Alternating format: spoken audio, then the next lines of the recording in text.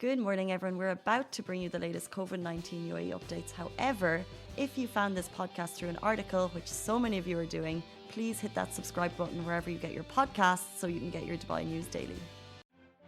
Good morning, Dubai. Welcome back to the Lovin Dubai show, where we take you through all the trending stories that everyone in Dubai is talking about. Of course, how can we not talk about the breaking huge news yesterday? UAE residents in India, Pakistan and 4 more countries can finally come home. We're super excited about that. We'll also be talking about a spectacular dinner show that you can try out. And apart from that, we'll be talking about jet skis that are officially banned from Palm Jumeirah and Dubai Harbour, and the Dubai Summer Surprises summer resort in Dubai Mall and the Dubai Marina Mall that are full of activities that you can be checking out this summer.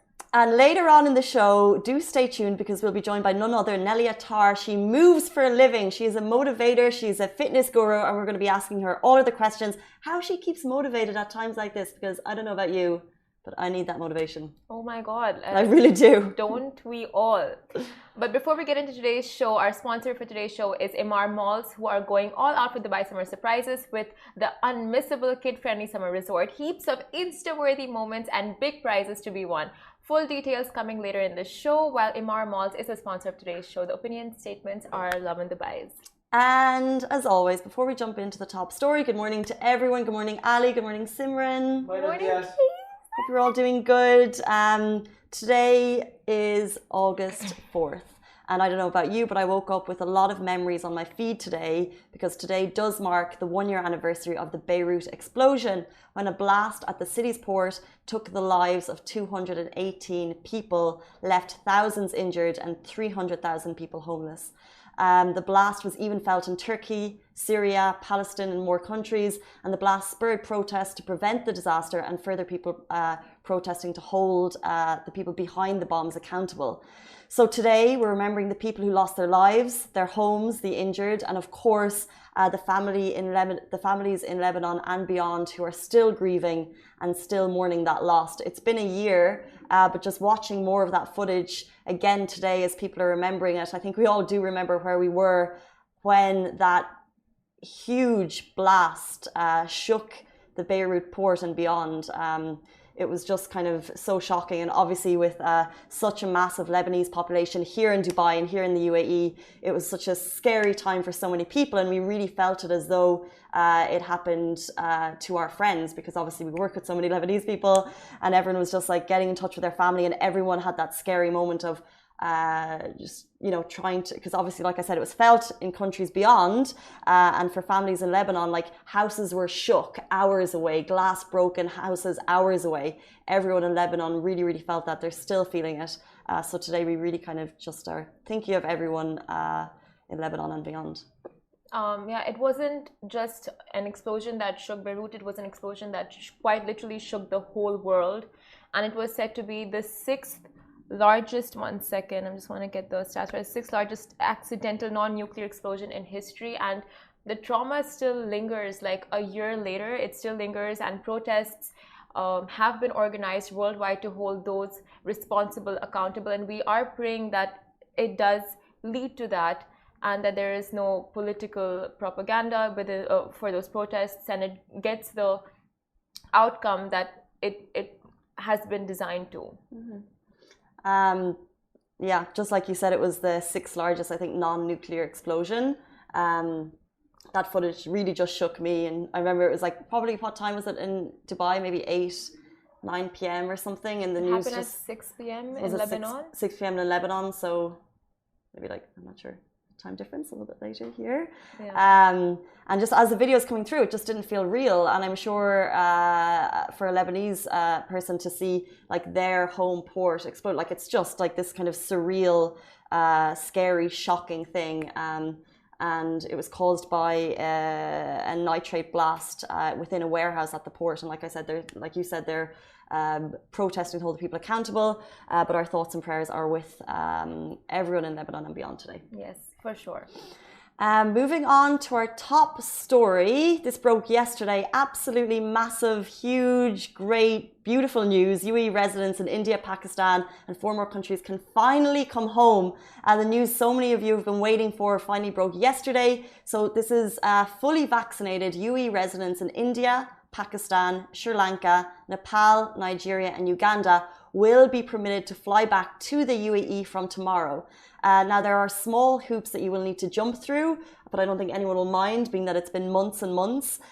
So yes, you do need to have a valid residency visa. So they're not just letting tourists fly back, it's everyone who's a valid residency visa. You must also provide proof of vaccination, and it must be 14 days after the second dose of vaccine before you'll be allowed to board that flight. The vaccine must be approved here in the UAE. Now, there are also pre-flight requirements, such as you must get your permit approved on the Federal Authority of Identity and Citizenship before you fly, in addition to vaccine certificates certified by the concerned authorities and PCR tests within 48 hours of departing.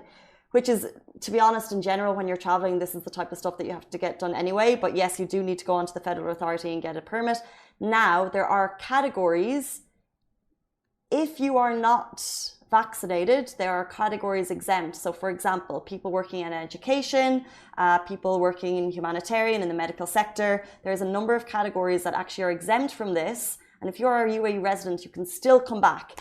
So jump onto NCMA, National Centre Crisis Management Authority, get all the information from there. But I think the big headline is that residents, for the most part, in these countries will be able to come home from tomorrow. And I just, there's been so much, it's been months and months, and like questions and flights and airlines saying this and that. Finally, it's happening, and hopefully, flights will open up tomorrow. Yes, for now, it's, like you said, mostly for residents. It hasn't reached out to tourists and those on visit visas as of yet.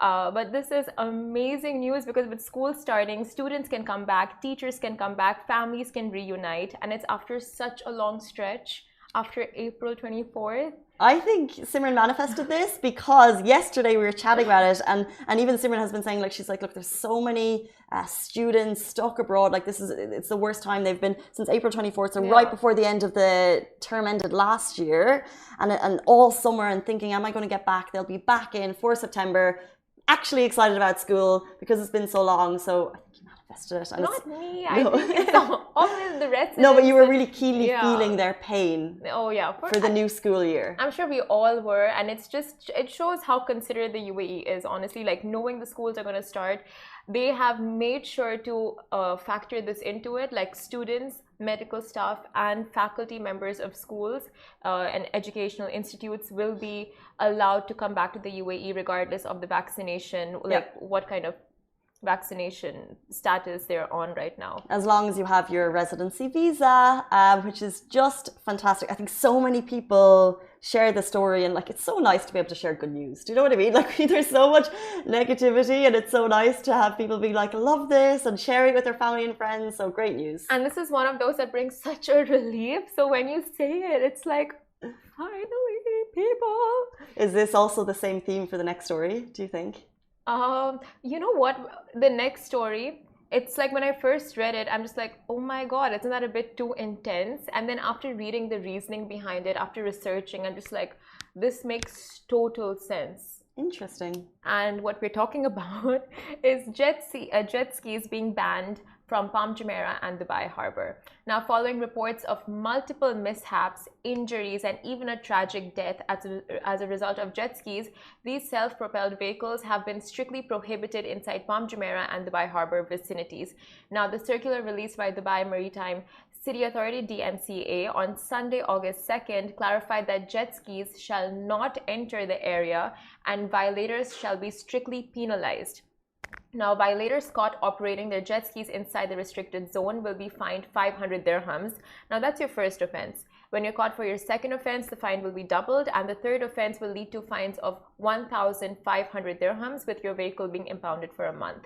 And this announcement was made as a result of months of campaigning by concerned residents living in the area, because there have been many accidents, and last year in specific, in December 2020, it was reported that a British Dubai-based father was killed in a jet ski accident close to Palm Jumeirah, and the then incident had also left other residents severely injured. The ban will not only contribute to reducing noise pollution within the vicinity, but will also add to the safety factor around shorelines, and residents who privately own jet skis and drive it safely can look to ride near Dubai Marina or Dubai Beach Residence, which is JBR. So these are areas where you can still operate your jet skis. And oh wow. Because my question was going to be, how far does the area span? Because to me, on a weekend, not that I live that boat life, but looking at the yachts, looking at them from like, you know, that Blue Waters Bridge, looking at the yachts and looking at the jet ski, that's such an iconic Dubai weekend. It's like, this is how people live their lives. So I was like, if those jet skis are gone, it will be a whole different landscape on the sea at the weekends, but it'll just be actually probably more traffic potentially. Yeah, in a side that's away from residential, because the Palm, like we know, has a lot of residential areas in the shoreline, like in the leaves. What do you call the fronds? The fronds. Yeah, fronds. Yes, the fronds. And but you know what? It's so great for families and kids playing in the beach areas and the shorelines, that because there have been many close calls with swimmers. And in the swimming lanes with jet skis, just like drag races and fast speed, people who operate in really fast speed and like can do those tricks and turns and stuff. So it's just adding to the safety factor in the whole vicinity. And as that whole area is expanding right before our eyes, like that Dubai Harbour is actually, it's not at its full capacity yet, but it will be one of the largest harbours in the Middle East. So that's soon going to experience a lot of big yacht traffic. So it's one of those places that you've seen for 10 years, and then right before your eyes, it's transformed to this whole new area of recreation. There's hotels going up there. So obviously that will also be clear from jet skis too. But it was so great. Like when you wrote the story yesterday, some of the comments were like, oh, so from my boat, I won't be able to see the jet skis anymore. It was like sarcastic because I don't think she had a boat. But oh my God, I really wish I had a jet ski. It just looks so cool. I've actually done the jet ski tour, which is interesting actually, because one of the top things you can do in Dubai as a tourist is take the Nemo water sports jet skis, and they do a tour about the Burj Al Arab, which I've done. It was for James's birthday. We got a voucher from his mom, and you get really cool pictures. So. I'm just saying, well, you can't do it anymore. So. Where are these? What do you mean you can't do them anymore? Because you can't go and jet ski in front of the Burj now, because that's... Oh, it's separate, isn't it? No, I got confused. I'm thinking Atlantis. Girl. It was the whole tour. It's a great day out. I would recommend. Totally. Like, I've been wanting to do it for years, but my friends are just lazy. Anyway, I wouldn't. If you want to do something, new friends. Get new friends, or do it yourself. Yeah. Jet skis are a solo thing. Is it? You went with a group? Well, I went on a 2-person actually. Oh, wow. No big deal. Let's move on to something that you can do with as a group. This is one spectacular dinner party show you need to try. So this weekend it was Sally's birthday, and sorry most of the team, but we went on a girls' night out, which is needed. You need a night out with your girls. They call this a nocturnal adventure, offering a luxury dining concept compared with nightlife, consisting of special shows and a spectacular entertainment. This is Billionaire. It takes place at Taj Hotel, so it's a nighttime venue. But it's not just a dinner party. It's not just a dinner show. It's a spectacular, it's like circus performers on stage with a team with incredible voices mixed. And I think we kind of went, I'd say a couple of us, maybe 7 of us went. Yeah. Didn't really know what to expect. What was your opinion of the night? It was epic-tastic. It was so much fun. And just seeing the performances, and then like the performers had like eye contact with you the whole time. Oh, that is right? I feel like the performers had eye contact with all of us, right? Were you trying to make eye contact with people that you thought were like cute on the stage? That is literally what she was doing. I saw her. She was like, hi guys. At one point, it was me, Natasha, and Sabah just sitting there, and we were like staring at the one guy, and we were like staring and pointing, and we were right at the front, and he sees us and starts laughing, and we're just like, you know, those girly giggles. But anyway, it was on another level. The performances, like when she was on the acrobatic performances, right, in the big hoop, in And I was gonna say in the sky, on like near the ceiling, and just oh my god, the stunts were unbelievable. Yeah, we have some videos beside us. I think going like a dinner party show. So first of all, like the food is incredible, the service was even better, but it was the performances that really shook us. A little bit racy, I will say. But I don't know about you, but I put some stories. We have some up here beside us. I put some stories on my own page. And like so many friends got in touch and they're like, what is this? Where is this? Because I think I've known the name Billionaire for a while. It's owned by Flavio Briatore, who's the, I'm going to say F1 entrepreneur, because I don't know exactly, but he's an Italian businessman entrepreneur, very, very famous. So I've known that the brand was connected to him, but I actually haven't experienced it since they redid it a while ago. And just in general, like the performers were fantastic. I think it's a group of maybe 7 or 8 of them, two kind of star singers who really led the show. The kind of host for the evening was hilarious. There was like a point where he wanted to make sure that everyone was like following social distance guidelines, and he really like put people to shame, which I loved. But yeah, really, really great night. And even like if I'm just looking at one of the videos, like can't. Snap, honestly. Yeah. And the entrees just kept coming, and they were so good. I didn't want to eat carbs that night, but I just could not have it. I was like elite. As a veggie, do you think you were well looked after? Fed? Yes. Oh my god, definitely. I don't know, vegetarian, just get me grass because I don't want carbs. But they're like, they got me carbs, but like, you know, like little light portions and vegetarian sushi. But anyway, like the whole spread just looks so good. Like you can see in the videos beside us. Yeah, and they really sorted us out. And of course, it was Sally's birthday. So what you want on your friend's birthday. It was a bit of a celebration. So at dessert, they brought out these like really spectacular looking dessert dishes. Sally hates, I was going to say, she hates public attention, like between our groups. She loves it, but like anything public she doesn't like. So happy birthday, Sally. We really love celebrating a billionaire. And thank you, Billionaire, for giving her the best birthday night. It was fab. It was so good. And it's like you had those performances, so you don't have, you know, like this weird, awkward conversation. When you go out with your work friends? Yeah. Why do you have weird conversations? Who are you sitting beside? I just want to... I don't know, like I'm just awkward in general, so it's like nice to have a performances. Anyway, moving on. So Dubai Summer Surprises is back at the ultimate summer destinations, the Dubai Mall and Dubai Marina Mall, that are immersing you with a world of kid-friendly fun and games, spectacular roaming entertainment, Insta-worthy locations and prizes for the entire family. Now, this summer, there's something for everyone in the family. With every turn you take, there are chances of winning exciting prizes as you shop. All you have to do is spend 250 dirhams or more and take your receipts to the summer resort and pick out an envelope for a chance to win an amazing prize with Skyward Smiles and You by Emaar points, Emaar gift cards and address hotel staycations and much more that are up for grabs. And this is only until 17th August 2021, so make sure you're out there at the malls shopping, collecting the receipts, and having a fab family time. of course. Like it's we always talk about what's happening for Dubai Summer Surprises, and these are some of the coolest activations you can check out, especially for family. Like there's so much going on in terms of Insta-worthy moments, like taking cute pictures. It's really nice at the summer resort. A lot of fun things that you can do, kid-friendly activations. So basically get the kids in there, and then for me and you, we can win big prizes. So if you spend over 250 dirham, the chance to win all of those prizes is there. So if you are thinking of heading down, head to the Dubai Mall and you'll find the summer resort on the first floor near the aquarium, or Marina Mall.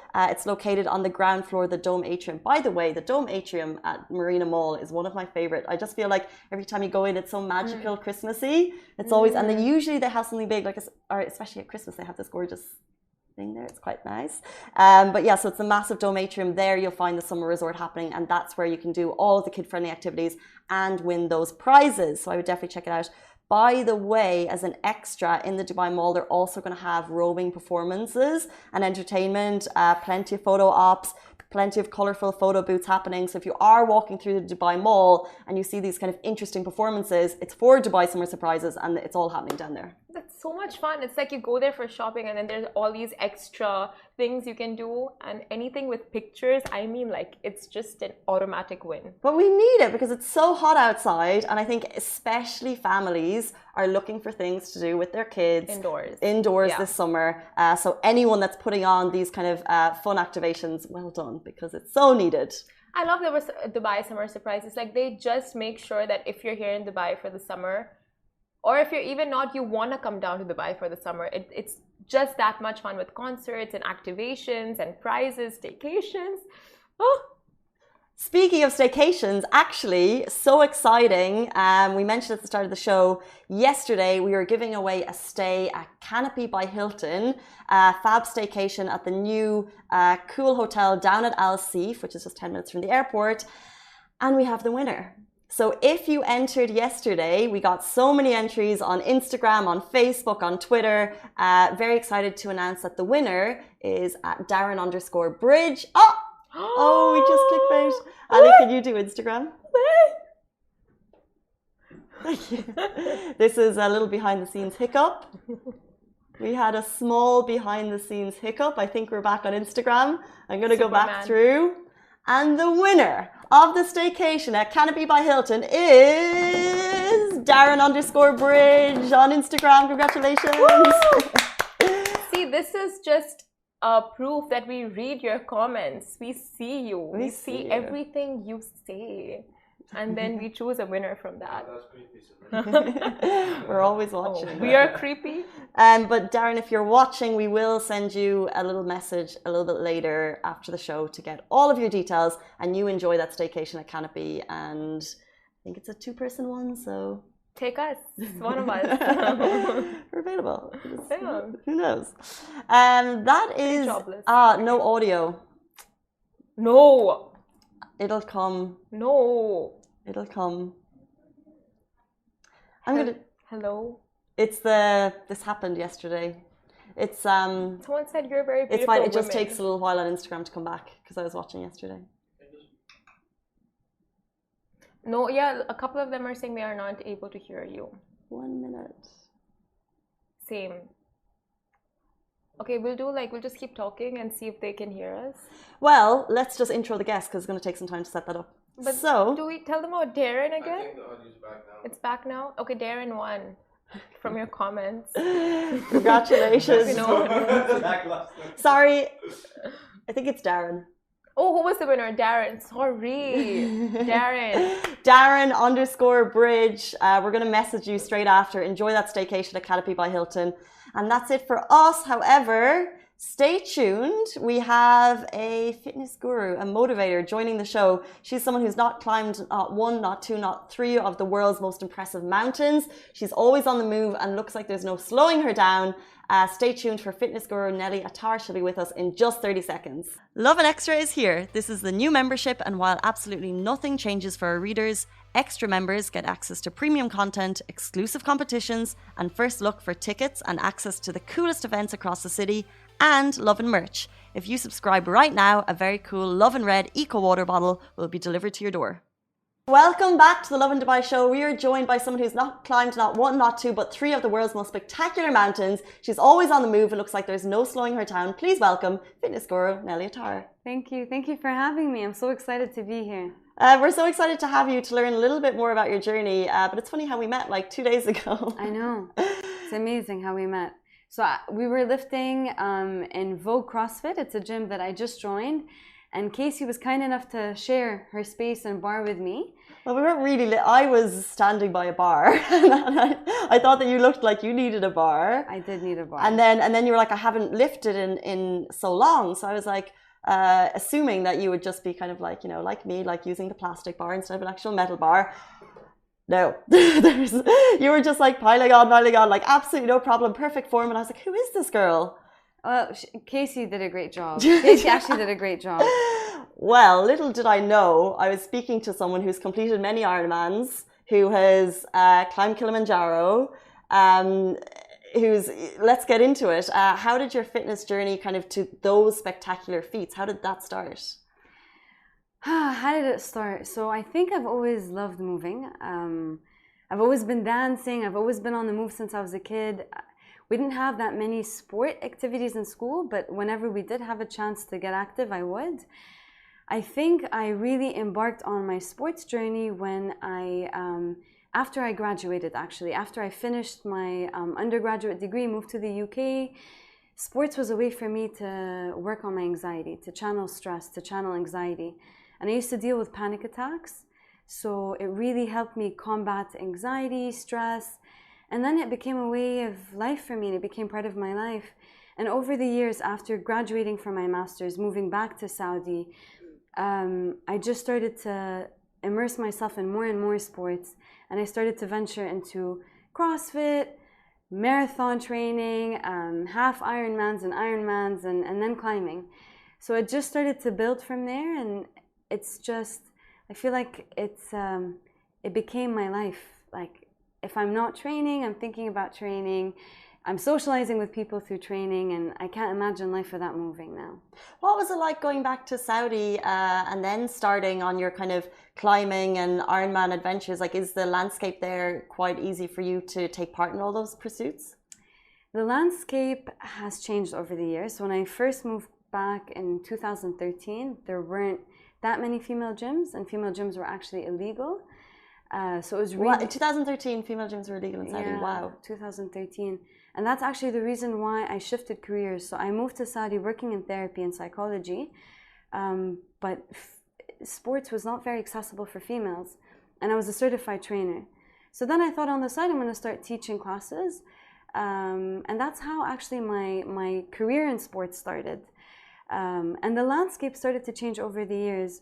So in 2000, I believe, 17, female gym licensing was issued. And then that's when a lot of female gyms started to open up, and then you started to see women training outdoors. So it's evolving and it's growing. Mm-hmm. The landscape is growing. And yeah. And at what point did you move into climbing? And please tell us a little bit about kind of the mountains that you've climbed, and let's say, for example, the climb that you're most proud of. The climb I'm most proud of is Everest. Amazing, by the way. No big deal, amazing. And actually Denali, Everest, because my dad was still around. He passed away 9 months ago. So he was still around to see me climb.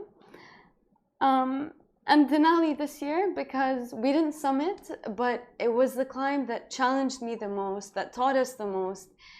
And every single day there was a new challenge on Denali, from storms to our guide having to be evacuated and getting injured, to us running out of food. But every day we stuck through, and I felt like, wow, you don't know you have this much strength unless the only thing you have is strength. You have to tap into your strength. So Denali is one of the other climbs that I'm very proud of. First of all, very sorry about your dad. Thank you. I'm sure he was very proud of your whole fitness journey. What was, I guess, one of the most challenging experiences for you on the mountain? Denali or Everest? You tell me. Everest, I think it was the cold. I could not deal with the cold. I'm really cold right now, actually. Our office is freezing. So Everest, I mean, we're on the mountain for 2 months, and what I really missed was the warmth. Every night I go into bed or my sleeping bag and I'm freezing. And I throw in all my layers just to stay warm, and I have layers in the sleeping bag, and I tuck myself in. Still, it's super cold. So the cold was the hardest part for me on Everest. Denali, I think the uncertainty, because we were climbing every day, facing so many storms, not knowing what's going to happen, not knowing if we're going to have a chance at the summit. So it really tested our patience every single day. But that I'm grateful for. When you say we, how many of a team were climbing together? On Denali, we were 4 climbers, and we started off with 3 guides, but then we ended up with 2 guides. So in total, we were 6. Everest, it was a whole expedition. So we were 11 climbers, and then we had our 3 main guides, our Sherpa team. So it was a massive expedition. I think a team of 20 or 30, roughly. What is your mental trick when you don't know you're on a mountain, you've no idea what's coming next? Do you have a trick mentally that you tap into, or are you just that determined that you make it happen? I just think life is short, and while I'm here, I want to do my best. I want to experience what I can experience. And I'm so privileged to be able to do these things and to take my body to these places. So no matter what happens, let me do my best. And there's a quote that my dad used to always say to me, which is, only those who risk going far can really find out how far they can go. So that's, sorry. No, I love that. Yeah, so that's something that always resonates with me. You don't know how far you can go, Nelly. Just keep trying. One step after the other. Do your best. It's amazing. What is the process for preparation? So take any of us in the studio, if we wanted to do a base camp, or like what's how much preparation in terms of like work out, have a social life, how many hours a day do you put in versus how many should we be putting in if we want to do something that impressive? It depends on the climb. It depends on the duration. So the training would be reflective of that. Something like Everest and Denali, I would train anywhere between 15 to 20 hours a week. And then there's all the preparations that go into it, from the gear to speaking to your guide, to your team. The closer we get to the climb, you just like, I had tunnel vision. All I was thinking about was Denali prior to the climb. But if you're going on a track, for example, like Kilimanjaro or Everest Base Camp, of course you would need to train, but it's something that's very manageable. So as long as you get in some endurance a week, you spend some time going uphill on, in the towers, that's like a great place to train, or hiking here in Ras Al Khaimah. If you spend some time every week training, it could be 3 times a week, along with some strength and getting used to a backpack, you'll be set, you'll be fine. It's interesting, on your Instagram it says you move for a living, but before you came on the show I was kind of saying to the team some of the feats that you've accomplished, and right now more than ever a lot of us just need motivation, and like Shahir's talking about starting the gym, and I personally feel like it's very hard to actually like achieve the fitness goals that you want to achieve. So what keeps you moving? Like, how do you continue to move? How do I continue to move? I think once you start, it's really hard to stop. Once you see how good it feels to move, how alive you feel, being in remote places on the world, climbing, challenging yourself, it's hard to stop. And I think, it was one climb that led me to another climb, and it's the same thing with racing.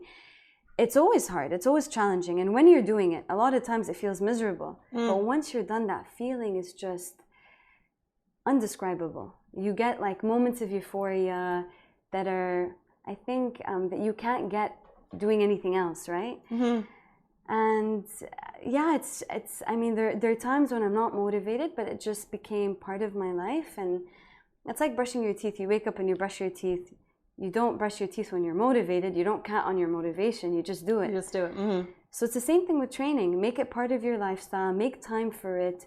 And you feel so good. It feels really enriching to move. We're designed to move. Our bodies are designed to move. Interesting. Feel motivated. I want to go onto that mountain and have my space. Tell us a little bit about Move Riyadh, because I know you're the founder of that, and we'd like to know a little bit more. What would you like to know? Tell us all about it for someone who's never heard of Move Riyadh. So Move is Saudi's first dance studio. It's the first studio that focuses on dance. I founded Move in 2017. I was actually working as a life coach at the time, and I had some spare time and I was still teaching classes on the side. So my stepdad kindly offered me his warehouse. He had a warehouse in his offices that he wasn't using. And he was like, Nelly, instead of teaching classes everywhere, just focus on that space and teach classes for free, because that's what I wanted to do. I wanted to encourage people to move. So I started offering free boot camps from there, teaching Nike training classes. And then it just became this really buzzing space. Like, people were all talking about this underground, hush-hush space that like women would come to after work and they would train from. So I decided, you know what? I'm gonna actually use this opportunity to start teaching dance from there as well. One thing led to another, monetize the space. Some of my clients actually volunteered their time to help me turn this into a business. So it started to evolve, and then it became Move. And then 4 years later, we have a team of 11 trainers. Wow. We offer all kinds of dance classes. We offer hiking trips for females. And where we can, we try to encourage as many women and men to move. Amazing. Yeah. Was it tricky in the last year? Obviously, everyone's business work was affected. How did Move survive? It's been very challenging, of course, to say the least. We're still not operational from this space. We had to adapt. Mm-hmm. That's how we had to survive. I mean, that's how we were able to survive. We had to adapt. So as soon as the pandemic hit, we closed. We started to offer classes on Instagram, free Instagram classes, Zoom sessions, and a lot of our sessions were actually for charity. So if we charge for our classes, a lot of the proceeds would go to charity. And then we started to focus more on fitness again because dance was really challenging on Zoom.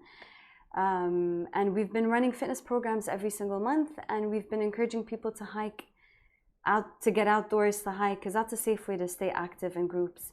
So that's what our focus has been on, and we've been doing the periodic dance classes and private dance classes.